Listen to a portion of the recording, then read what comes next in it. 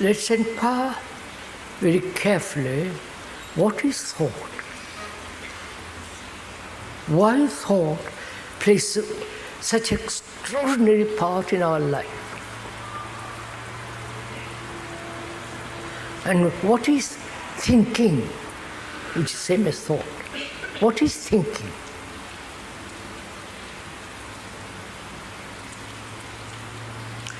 If there is no memory, one would not be able to think.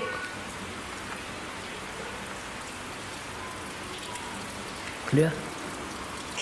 That would be a state of amnesia. So, if memory is necessary for thought,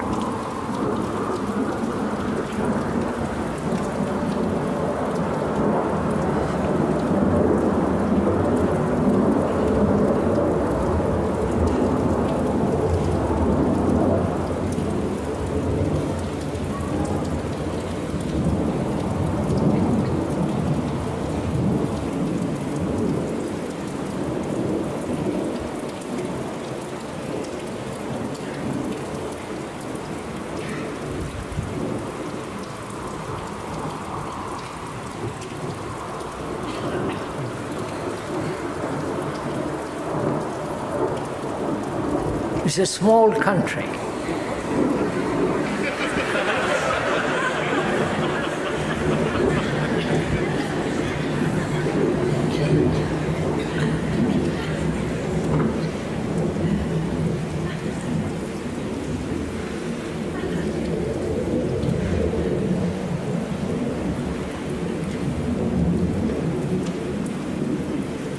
Thought is the response of memory.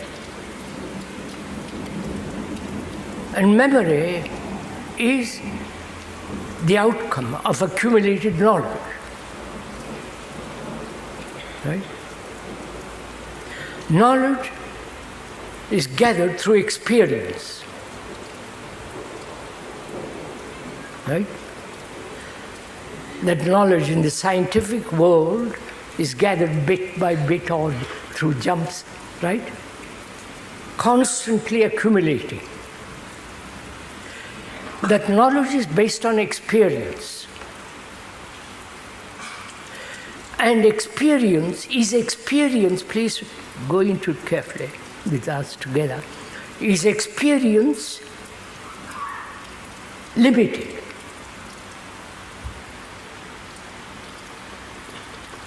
Right? Can there be ever complete experience?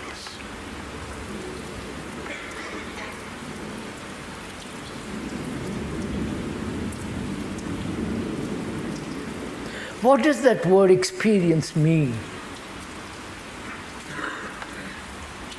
I'm just thinking it out aloud. To experience, if you are driving a car, if one is driving a car, there is an accident, there's an experience. From that experience, one has learned to be more watchful. Much more observe all the roads 300 yards ahead and so on.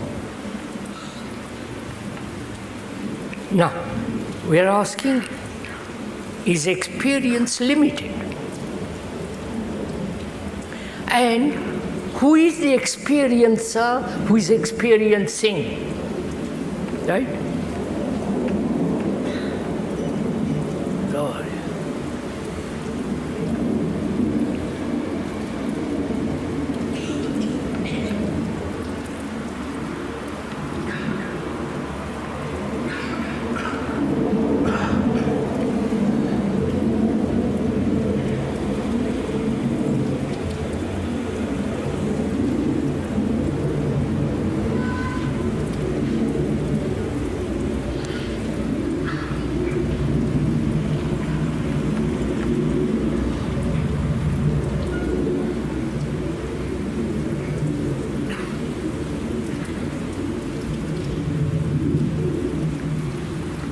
It's rather important to ask this question. We all want to experience. When you are young, sexual experience. As you get older, religious experiences. And ultimately the experience of illumination, or whatever you like to call it. Now, who is the experiencer? Who is experiencing? Right? You follow the question?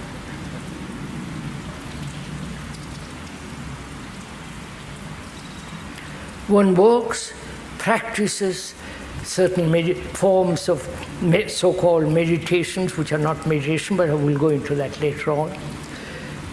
Practices it day after day, day after day. And he's experiencing in that process certain imaginative states or some illusions. And there is an experiencer who is experiencing. Now, who is the experiencer?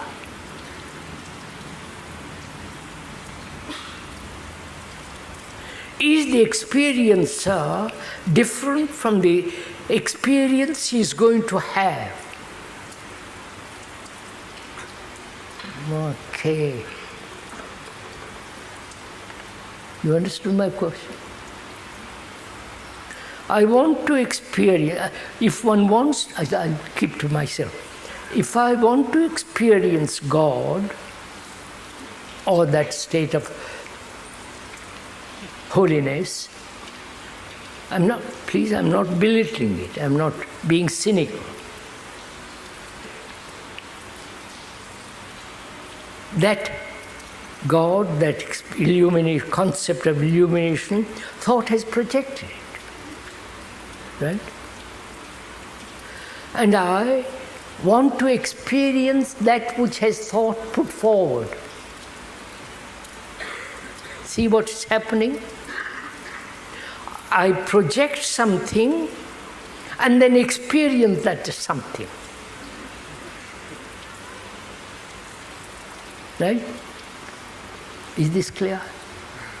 That is, I project some imaginary deity and I practice to achieve or experience that state of deity which thought has invented. So I must be very clear, who is the experiencer? Right?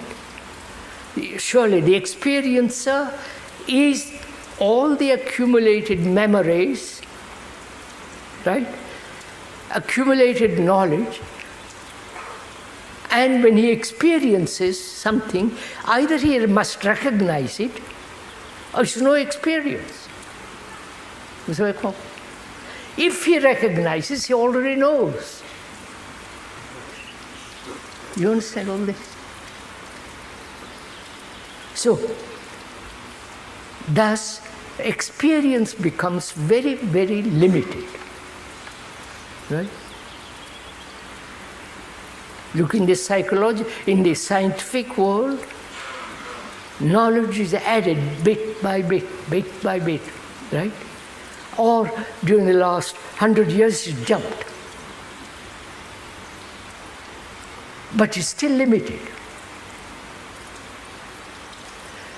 Therefore, there can never be complete experience. Because the experience is always limited. Clear? Do we understand? It's not verbal explanation, but the fact, the truth of it. That is, the experiencer is the past,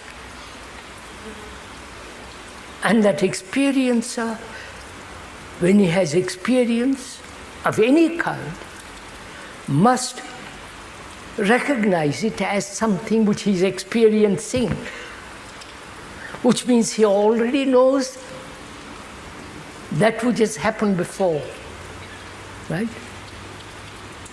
So experience is always limited. Whether the experience of God, the experience of a particular Christian deity or symbol or person, or in the Asiatic world with their deities, any kind of experience, scientific, psychological, must always be limited. That's clear. Therefore, knowledge is always limited, whether now or in the future. Right? Then, if you observe it, is so clear. So thought and memory are limited. So thought, being limited, must be divisive. Anything that is limited must be separated. Right?